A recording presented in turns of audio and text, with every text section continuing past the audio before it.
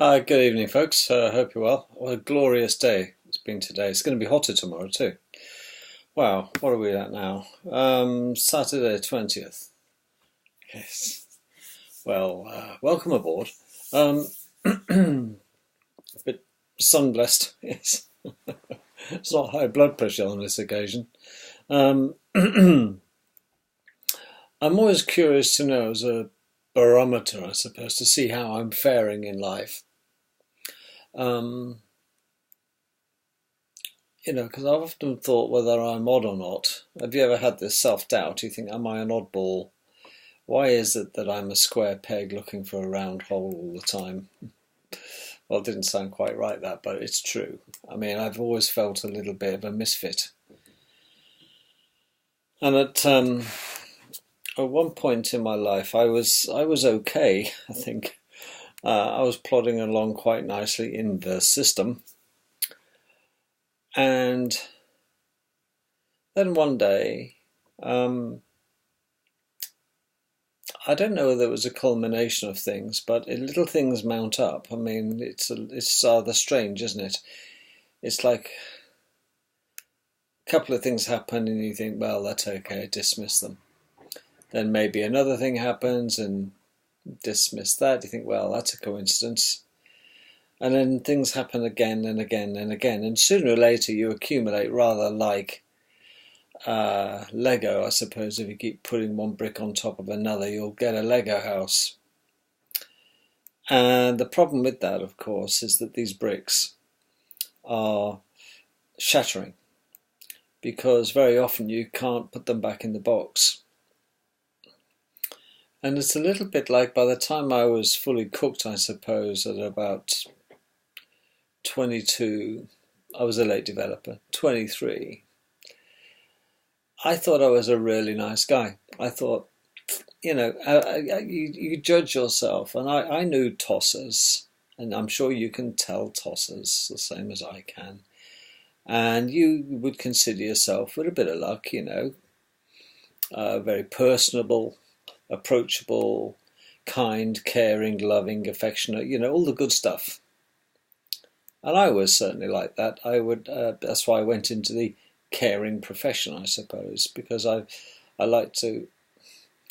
get this pleasure out of helping other people more often than not. It gives me pleasure to help those less fortunate than myself, because that's what life's about. I was always brought up that way, and I would always fight for the underdog. And as you go through your life, then you have a set amount of what they call core values. And then certain things start to happen. It's almost like you're targeted out of the blue. And it is that point in life I soon realised that not everybody's like me. Strange and naive, I know, but quite a wake-up call. I couldn't believe that such nasty people existed. I lived in a protective environment, of course. I was brought up on military camps, Royal Air Force camps. I'd always been a RAF brat. And RAF brats, well, they're not immune from being brats, quite frankly. But we all had this core value sort of thing that we all had to comply. And the British Forces education system, which I was heavily part of for my formative years, played a large part in that. It was so regimented and fair, I think. And it was not tied to the government's education system, really. It was the British Forces Education Service. These were civilian teachers who used to teach military kids in schools. And then once you reach a certain age, you go off camp and to join the local kids in the grammar schools and the local grammar. And it is that point, you see, you soon suddenly realise that you're different. The other kids out there didn't have the same benefits as I did. They didn't have access to free sports facilities as I did as a kid on camp. They didn't have the same cinema to go to that I did on camp. So my life, really, I was brought up in a bubble. And I was thrust out once I'd left school into the real world. And, well, guess what happened? I felt like a fish out of water. And for a couple of years, I slummed it in Civvy Street, if you like, because my father came out of the Air Force. And I thought, what do I do?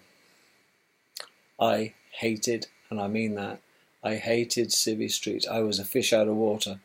But it was at that point I became what is classically known, I suppose, as a cynic. And it wasn't a quick process. But I can tell you what happened. And you don't have to be a military brat to work this out, because you can come from a very nice family, and get to the stage where you're suddenly out there in the real world and having to mix and work with people who are of different class, different upbringings. It's a bastardized environment in that respect, isn't it? It's a mixture of personalities.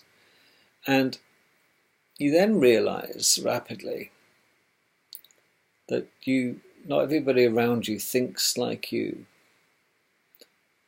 Because for the most part, the die had been cast. I mean, the Jesuits say, give me a child from 0 to 7, I'll give you a child that will always be of the church. And I was always of the military. Exactly the same. I was institutionalized. And I sound like a lab rat, but it's true. So out I was into this Civvy Street, and I thought the Civvy Street business, it's a rat race. And it took me less than a nanosecond to realise that. And I want to, in this video, highlight a few things that happened that suddenly made me realise that I was special. I don't mean that in an arrogant sort of way. I just thought that I'm different. Perhaps special's a little bit strong. People didn't think the same way as I did. They didn't speak the same way I did because I didn't have an accent, and I've never had an accent. Because I didn't get a chance to develop an accent. I was moved from one part of Britain to another, then off to Germany, then off to Cyprus. As a child I moved around. I didn't actually develop. My friends all had the same problem. So even all my school friends didn't have accents, and we all spoke like this. No accent, because I never got into one.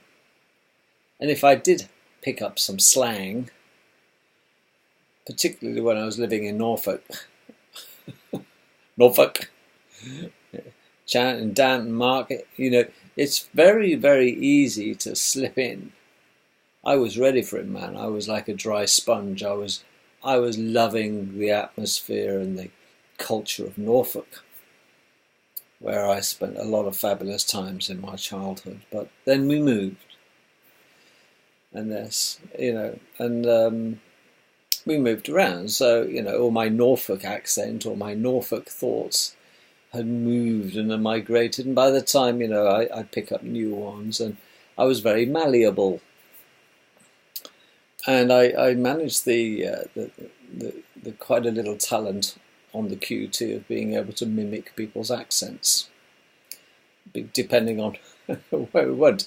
I mean, we went from Norfolk to Boscombe Down in Wiltshire, totally different accent. Then we moved for a short period up north, and I went to boarding school. Hell. That's right, lad. Yeah. Now to strangers folk, and I ain't so sure about thee. Aye. And you pick up these accents, but you also pick up, really, different ways of doing things, the different expectation of life, the expectations of life are different. And their core values, I hate that word, but core values are different. What's important to people in Norfolk ain't necessarily important to people in North Yorkshire. And the same could be said for Sussex and Brighton and these counties. So I have a pretty much bastardized life in that respect, hasn't it? And my core values are a real mixed bag. But there's one thing for certain that I have and will never lose is empathy. Because I think you either have empathy or don't. And if you don't have empathy, you're in great danger of becoming a sociopath, at least. And it's all about me, me, me. And we are headed towards a sociopathic world, if ever there was, and a huge increase in the number of psychopaths. The difference between sociopath and psychopath is very slight. Usually the psychopath ends up killing the victims. But sociopaths can, and often do, turn into psychopaths. But they're very subtle. But I thought I was pretty well fully cooked. Finished my military service and then went off to Maastricht University to do 4.5 years study there. And a late starter, early finisher, apparently, story of my life. And then started a new career in healthcare in that respect. So I did learn the Dutch culture as well. And having done boarding school in Germany as well, I know the German mentality extremely well. And yes, I can speak German, and yes, I can speak Dutch. I learned you have to very quickly, although the Dutch will speak English because it's hard for them to contain their laughter when they hear English people speaking Dutch. And that's no reflection on my poor Dutch, but there's 32 dialects in Holland, and they know precisely which dialect or which part of Holland you learnt your language skills. I learnt mine in Maastricht, which is the southernmost point of Holland, and yes, when I went to Amsterdam they just had to laugh. But they gave me a 5-star rating for trying. But yes, it's best to realise defeat quickly. So, here we are. 12 minutes has taken me to explain the background there. And suddenly, when you settle into a job and you get gainfully employed and you're more stable and you're thinking about putting down roots. I did this when I left Holland. I met my wife. My wife was actually my pen pal. Yes. When I was in Holland, a friend of mine called me up from UK and said, my girlfriend's got a really lovely friend and she thought you might like to correspond. How romantic. And I said, yeah, sure. I was a single chappie. And we got communicating, my wife and I, or my girlfriend and I at that time, and I went to UK to meet her, and she had me at hello.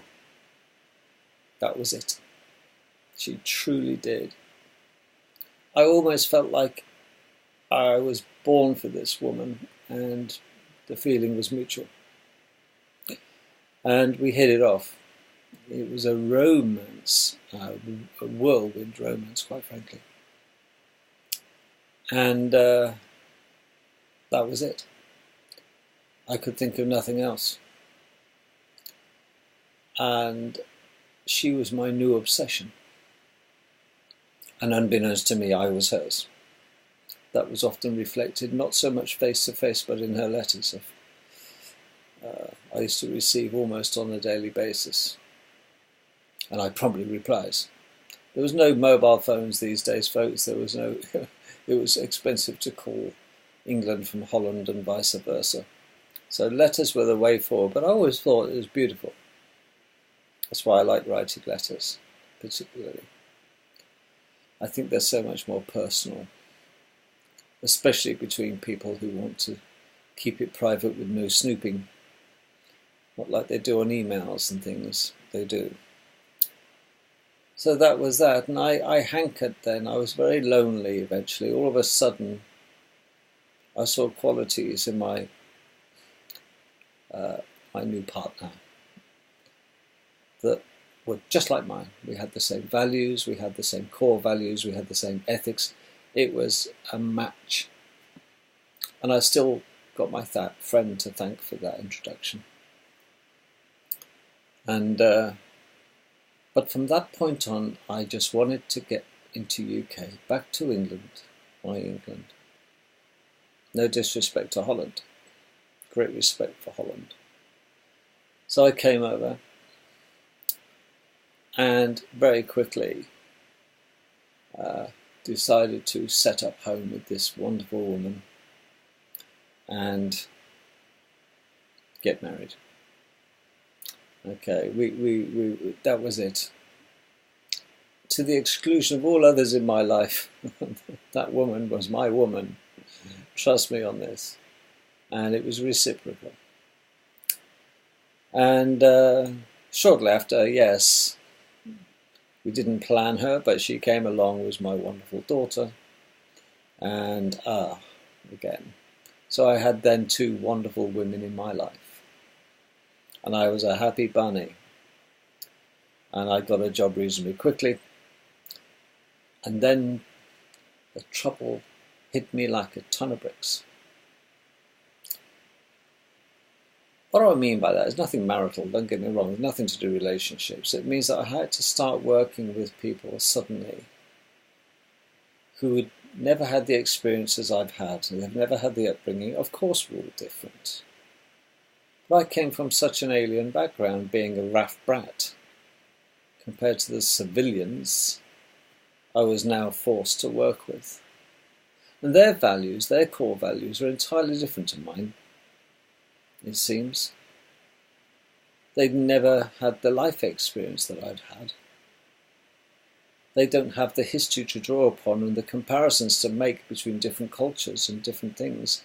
I'm not saying everybody I met was like that. For the most part, though, the people that mattered, the bosses and the managers that I was under, didn't seem to be nailed down. They were quite indifferent to even listen to other people's opinions. They were dictatorial. And yet, totally ignored. Nothing was open to debate. This is the way it is, these are the rules, that's the way it's done, just do as you're told, you'll be getting on great. You step out of line once, you're stamped on. And this was a shake-up. I'd never experienced anything like this. I was, after a period of time, starting to think, I don't like working here. I don't like working amongst such people. And I grinned and bared it. And grinned as much as I could for the sake of the stability of my family.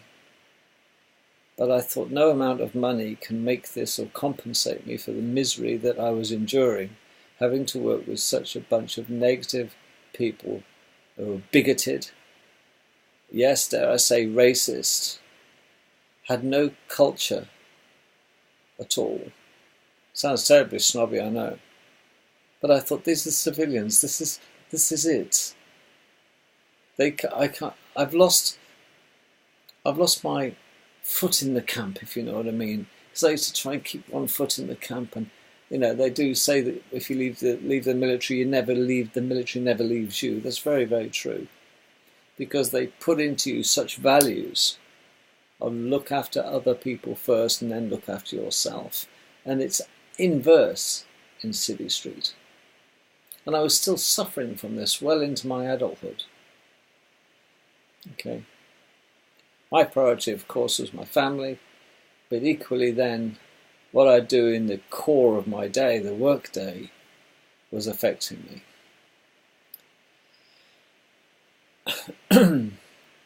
I always remain close to one brother I have in particular. I'm very close to. He's the next older one up from me.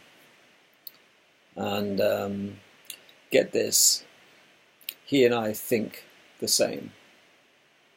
We are brothers, of course, but we are also blood brothers in the sense that he knows what I'm thinking and I know what he's going to say before he says it. And we rarely, if ever, disagree. And he is entirely empathetic to what I'm saying here in this video, because he experienced the same. So it's not unique. But it is difficult to explain to somebody who's never been through the system. Because now I know why people out there in civvy streets, this what they call civvy street, are so cynical, they're so gung-ho, they're so disrespectful of other people and other people's feelings. It's all me, me, me. And we can't keep blaming the media. It is not, because you will become, most of the time, what you become most of the time will be dependent on the people that you mix with since childhood. The people that bring you up and teach you your values, your parents. The people you mix with as friends, colleagues. You will form your opinions, rightly or wrongly. And, birds of a feather will flock together. That's very, very true. Unfortunately, I was a square peg shoved into a round hole, or being tried to pushed into a round hole. And for my first part of my life, first half of my life, I found it terribly, terribly difficult to adjust to civvy street. The only thing that kept me sane was my wife and my children, and my brothers. That's all. The jobs were driving me crazy, because it seems to me that people who get promoted are the ones who are quite prepared to stand on other people on the way up, and that's totally against my nature.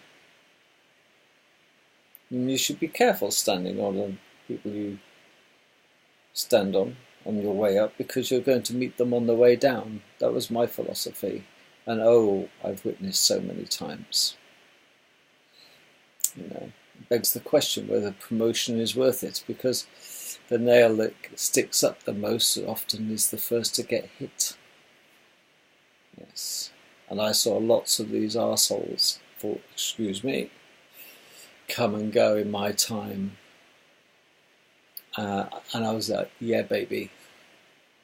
Because there is justice in the world. If you wait long enough, as the Chinese say, downstream from your enemy, sooner or later, the Chinese used to say this, the enemy's army will float on by upside down, dead in the river. And that's so, so true. Because time and tide wait for no man, and justice will be served. It might not be yesterday or last week. It couldn't happen too soon, but it happens. You just have to be patient, grasshopper, because you've just got to let them carry on regardless. And you stand downriver and just watch them drift on by. The world is full of such people drowning in front of your very eyes. Happens to politicians all the time. But when I say I'm disappointed in my life, I don't mean in my personal life. I mean in my professional life, in the way as a countryman of a little Englander in England. And it's ever likely, because the people that are flooding into our country, with due respect in it, don't have our core values. They don't have our language. They don't have our borders. They're not used to that. We don't respect borders. Do me a favour. And they don't have our culture. And borders, language, and culture is what makes up a country. It defines a country. I mean, yes, I know borders were important. I mean, if you look at Charles I, yes, the traitor king. This guy dissolved Parliament more times than a violinist's elbow goes up and down, quite frankly. Look what happened to him. He lost his head rather quickly, didn't he? It was 1645, something like that. Oliver Cromwell had his head lopped off. This is a guy, total dictator, but he was a Catholic, and fundamentally he wasn't. He said he wasn't a Catholic, but he was a closet Catholic. His wife was Catholic, for Christ's sake, and he offended a lot of people, and he got his head lopped off by Cromwell, didn't he? Cromwell, I don't know if you know this, but Cromwell was actually king at one stage. He should have been King Oliver, but he kept his other title and decided he wouldn't accept the king title. But in all intents and purposes, he was King of England at one stage. He really was. And, well, there we are. A bit of useless information for you. Because Cromwell was a Protestant. And King Charles himself was a closet Catholic. How religion poisons everything, doesn't it just? Well, there we are. But you see, it just shows you the importance of language and culture. And nothing is demonstrated more importantly in language and culture than looking at our history. We still have a border with Wales, and we still have a border with Scotland. You see, yet no other country out there recognise the borders. They're just soft borders, aren't they? And any man, Jack and one of them, can come waltzing in because they can fly over such borders and land in Heathrow and Birmingham and all the other airports and hop off a plane. And ta-da! Here they are. Suitcases. And that just does me in. But these people know nothing about our history. They know nothing about our language and our culture. And now more than ever, they are set to take over our country. And if you think that isn't reason for being a little bit peed off and disenchanted with it all, I don't know what you think is. What will it take to motivate people out there to realise that all the good stuff has happened, and we have nada to look forward to apart from a continuation of the destruction of our country? One way or the other, Britain will fall into the hands of our enemies. And they may come across as our friends, but if they're not Scottish, Welsh, Irish or English, they have no business being here. I'm half Scottish, and I have no objection to going to Scotland to live, or Wales, and I'm sure they wouldn't have an objection to me going there, and it's reciprocal feeling. Because I think that our culture gives us license to intermingle between one another's territories now. There are no more civil wars. Thank goodness. But the average man in the street now, or if I grab a 15-year-old child and sit him or her down in front of me to say, tell me what you know about the wars of this country since the 15th century. Well, didn't do that at school. Tell me what you know about Cromwell. Oh, I don't know. I tell you, it would be pitiful. And this is what upsets me a great deal about this country's education system now, is that you can take a cross-section of 100 children straight out of school, even at grammar school level, and say, tell me, from the 14th to the 18th century, give me a brief overview of history about the land you're standing on. the kings, the queens, the wars. Now, I'm no great historian. I hated history at school. I found it totally irrelevant. What's the point of knowing all this? Let's look ahead. Let's move on. No, no, no, no, no. Because if you don't understand the history, you're destined to repeat it. And that isn't always a good thing. Because our history, and it was meant to be like this, has been wars and revolutions. Well, aren't we sick and tired of the wars and the revolutions now? What has history taught us? It has taught us to talk rather than battle.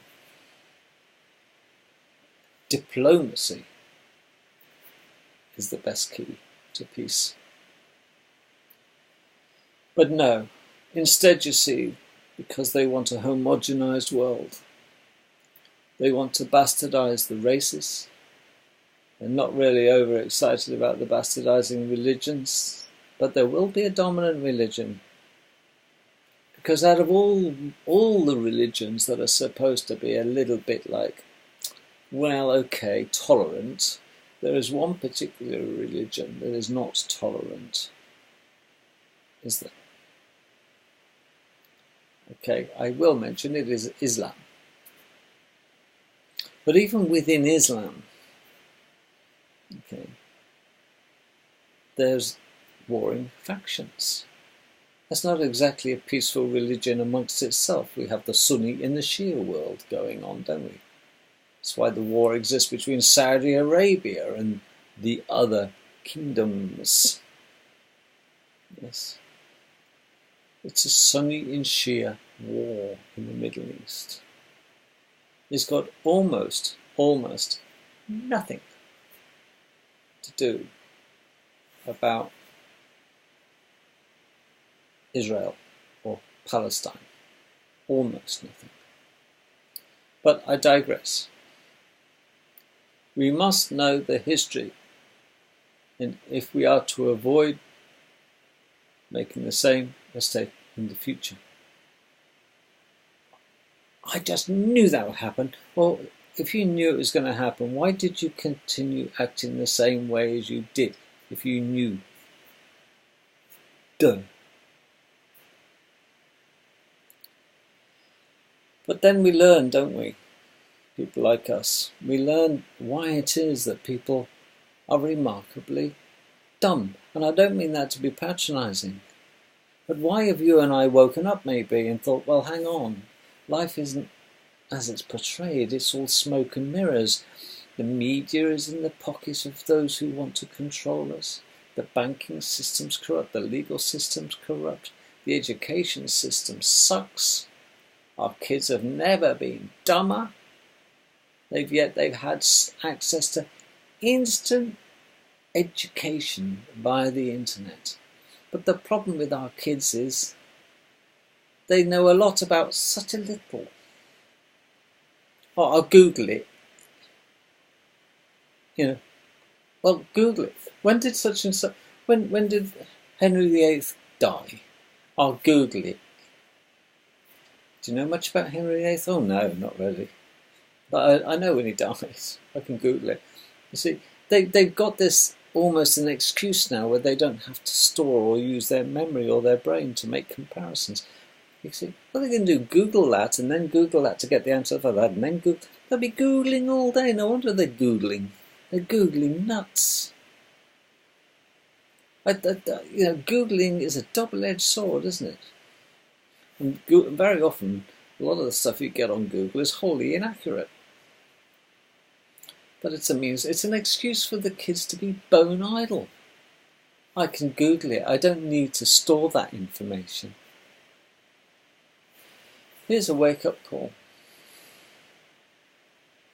Our brain, when they say you only use 10% of your brain, that is true.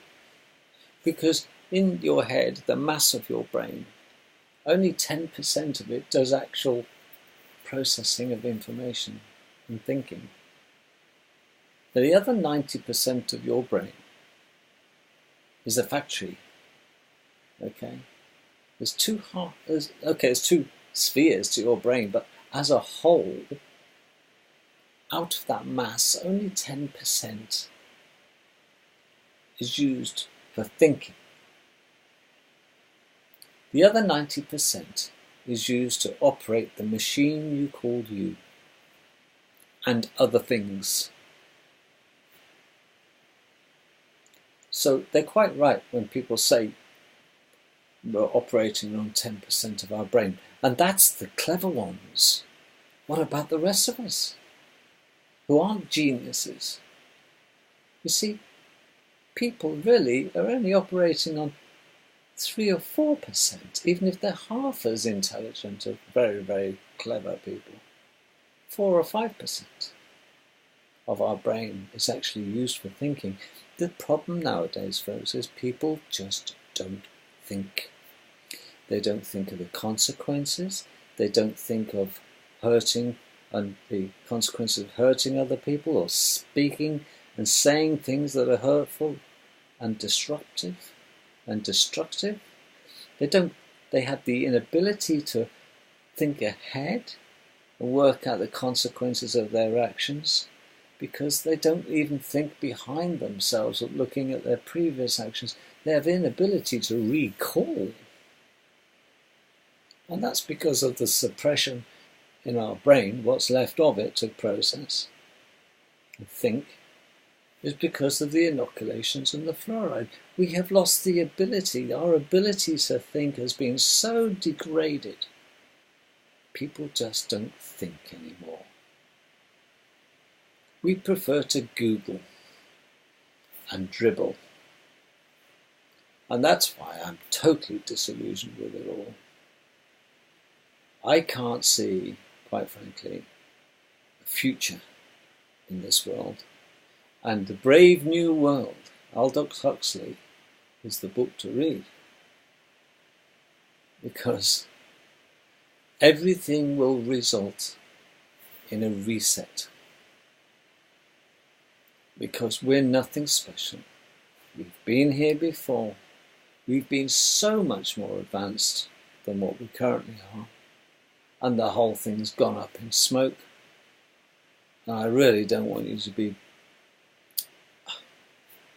too shocked when it happens.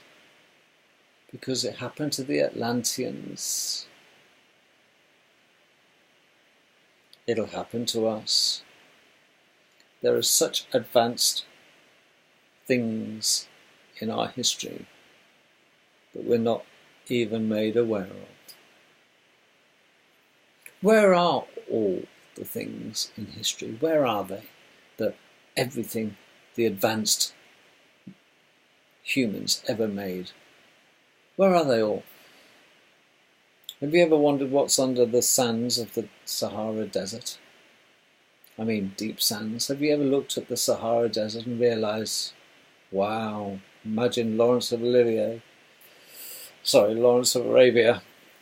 walking along the sand dunes for miles upon miles on a camel, riding a camel. What's under the sand? What's under the Antarctic? Well, we know all about that. It's been suppressed, don't we? Where are all the goodies? And in closing, I'm just going to tell you this. Why there's no hope for us in the future.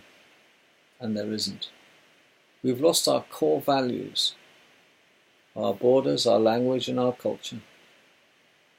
And without those, we're a rudderless ship on the ocean of life. We will be smashing into the wave, into those rocks, anytime soon. Because we just cannot think anymore. That's the problem with people. We don't think anymore. And it's quite by design that we're not allowed to, and our thinking ability has been suppressed. And remember 10% of your brain, that's the geniuses out there. The rest of us kick around on 5% of our processing, of our thinking. And the rest of our brain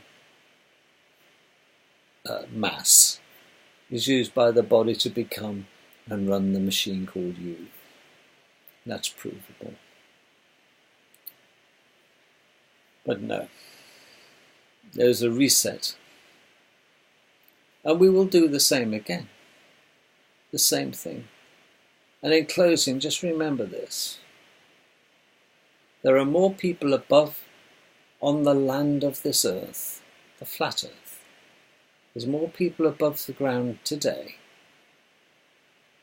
than all those people that come before us combined who have ever existed on this earth below us. We have more people vertical than there are people now horizontal under the ground. We are destined to being downsized.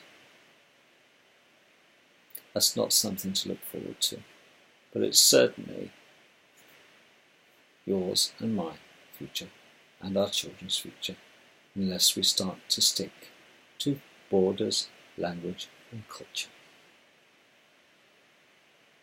And start education is the key. Not the second, third-rate shit that passes as education.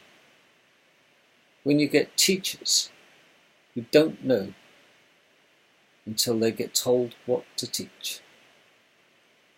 Teachers will always be one step ahead of their students, not because they're so clever, it's because they get tipped off of what to say tomorrow.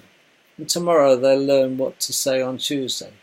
And on Tuesday they'll learn what to say to the kids on Wednesday. But historically teachers used to hold it in their heads, and they had free will in what to teach the children.